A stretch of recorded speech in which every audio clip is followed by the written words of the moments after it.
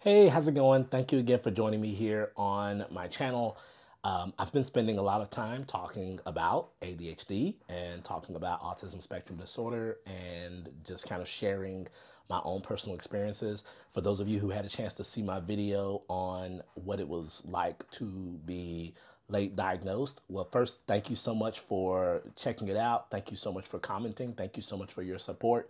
And I said I would do more of these kind of videos. And so I thought it'd be a great opportunity to go on ahead and jump in. And today I wanted to talk a little bit about what I do and how ADHD and autism affects it. And the work that I do is the world of communications, the very thing that people with autism spectrum disorder tend to struggle with. And for me, it's the world of journalism. It's freelance journalism. It's freelance writing. It's communication, and that's an area that I do have a lot of strength in.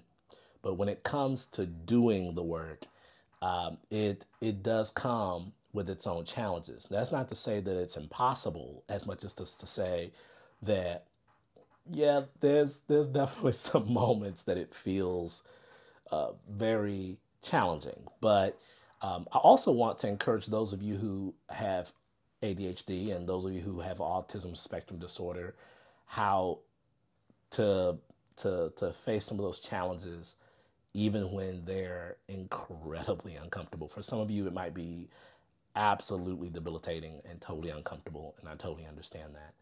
And then there's those of you who, for you, talking in public and connecting with people, you can totally do it. But then with that comes the amount of energy and the amount of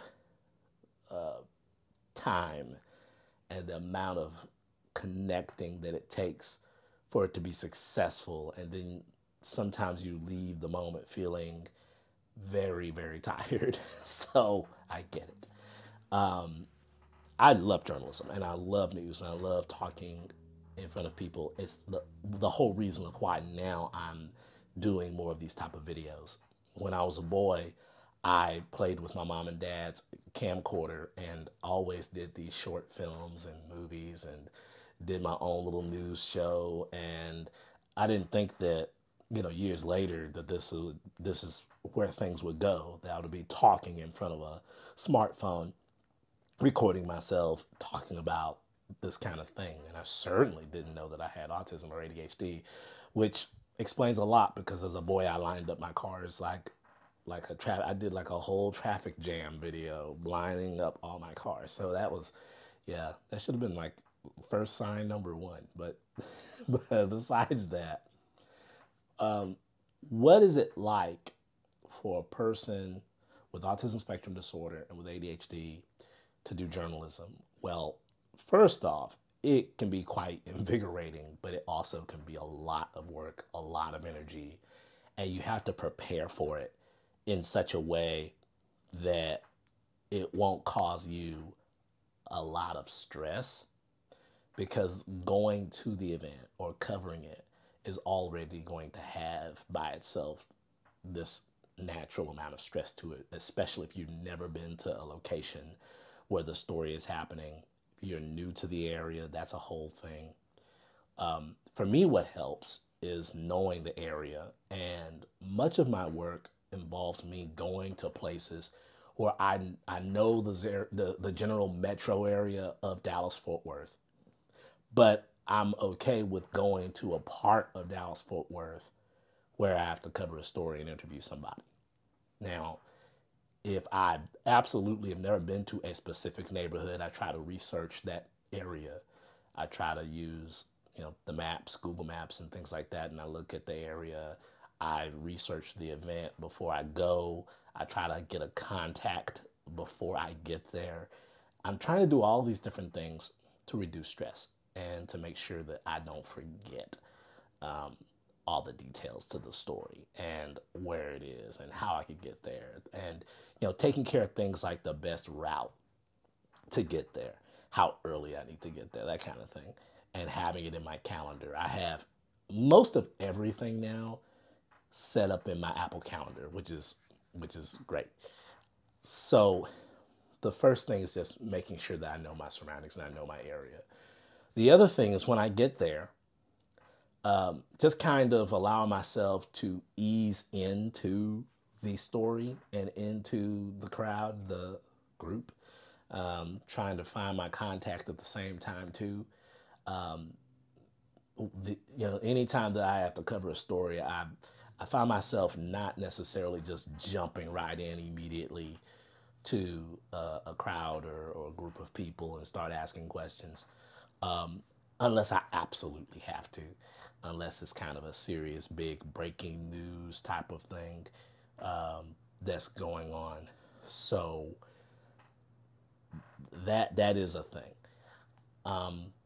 But what I try to do is kind of see, okay, who can I talk to that might be interesting? And usually it's just kind of, me just kind of filling out the group. And for you, that might mean, picking a random person here, and here, or somebody that might be official with the group, or someone who's leading the event or whatever that's going on, or at least people who are volunteering for the event, that kind of thing. That's very helpful. Looking for the helpers, that's a good thing. But I also, when I do get a chance to interview somebody, I'm always recording what they say. And I'm also taking a lot of notes on my notepad. In fact, I have my notepad right here. And, allows me to hold my pen, a favorite pen. And of course, I keep the notes in my reporter's notebook. You can pick up a reporter's notebook on Amazon. I picked mine up at Office Depot. And so that was cool. But there is, like I said, the kind of a feeling that I get sometimes is that I find myself having to really just think, take a minute, slow down, look around in the room, and see, okay, who, and just kind of just take a chance with, okay, who looks like they wouldn't mind being spoken to today, and I try to remember to be as polite and cordial as possible. I usually start off right away with mentioning my name and the paper that I'm with, or my name and the media entity that I'm with. And that helps out a lot. And usually, depending on the person and their desire to be seen and heard, it's the reaction to media, in my personal experience, has been positive. Fortunately, I have not had the experience of running into people that have this visceral hatred for media, and I know that I'm sure there's other people who have. I've been very fortunate to not have it happen nearly as often as any other professionals. But the good news about being someone in media, being someone in communications, and having autism spectrum disorder and having ADHD is that even though those challenges exist, I can still bring a quality product, a good quality report in, regardless of what I have, regardless of my circumstances and challenges. And I am grateful for that. And I know that there's other people who are on the spectrum and other people who are neurodiverse and who are part of the neurodiverse community who do a great job and who are in the world of journalism and who's in the world of all things media. And that's a great thing. And for me, the fact that I have ADHD and autism, I will go as far as to say that it actually is one of the reasons why I've been able to do well in the world of freelance journalism and writing. And that's because I love asking questions. It helps me to understand other people. I've always loved understanding the story and the story behind the story and the story behind the story behind the story. I've always wanted to get the details and dig deep and really understand somebody else's story. Everybody has one. That's the thing that has always kept me going in the world of journalism, understanding that everybody has a story. And also in me understanding my own story helped me to get to where I am today, professionally and personally. And so for me, because of the way I'm wired, I'm one to always ask questions because I want to make sure I understand, and I want to make sure that my readers and viewers understand. I want to keep up with facts and information and data, which I know I will forget. That, you know, so when I write it down and I record it, it's good. It's a great opportunity for me to be able to use it and to keep up with it, and to report it and share it to other people. And so even though I have what I have, and I just so happen to be in the world of journalism, it doesn't mean that I can't do the job. It just means that with it comes these quirky, sometimes difficult challenges. You know, somebody else might be willing to meet a perfect stranger right away. And for me, it takes a minute to kind of get there. Now, the good news is that, you know, it doesn't, for me personally, it doesn't take me forever to get there, but I'm able to, you know, get out my car, grab my notepad and my phone, and, you know, be ready and be prepared, and, you know, just kind of be observant and know what's going on, and try to keep up with everything that's going on.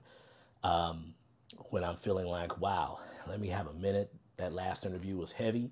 I'm going to step away for a minute, and I'm able to step outside, or I'm able to step to the side somewhere in a hallway, or get somewhere that's quiet, especially when I'm done doing interviews. I could type it up and put everything together, have my headphones on, and just go in and start typing and putting stuff together. That's my favorite part, because then I can put all that stuff together and send it out. And that makes things interesting and good. So while I know this is probably not the most perfect breakdown of what it's like to be ADHD or to have ADHD and to be autistic doing journalism, I hope that it helped. I hope that it gave you some insight. Like I said, totally can do it. I love writing. I love reporting. And I think it's essential, especially these days. People are desperate for the truth, need the truth, whether it's good news or bad news, or even if it's just fun news, that kind of thing. And so that's where I'm at. What work are you in right now? What's your career? What work do you do every day? Especially for those of you who are watching this and you have ADHD, or you are on the autism spectrum disorder, or you have autism spectrum disorder. Sorry. You know, let me know in the comments what your thoughts and your experiences are, because I'd love to be able to hear them. In the meantime, talk to you all later. You have a great one, and we'll do one of these again. And again, thank you for watching.